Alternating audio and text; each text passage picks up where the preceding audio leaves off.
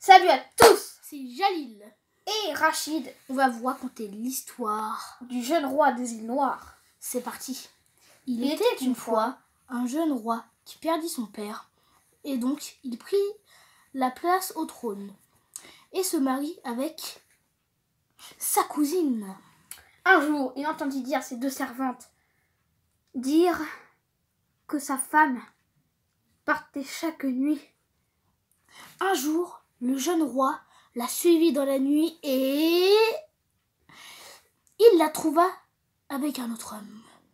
Et quand il la vit, il attendit qu'elle parte pour mettre un coup d'épée à l'homme. Suspense.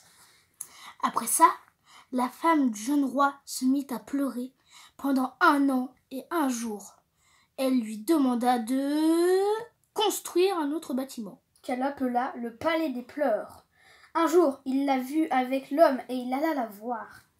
Elle se mit à rigoler et le transforma en mi-homme, mi-marbre. Le prince dit au roi que les villageois sont devenus des poissons et elle détruit sa florissante capitale.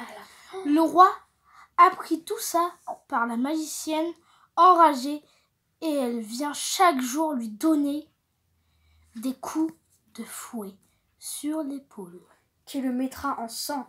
Le jeune roi ne put retenir ses larmes. Le roi dit au prince où se trouva la cruelle magicienne. Le prince répondit qu'il ne savait pas, mais après sa torture, elle alla visiter son amant.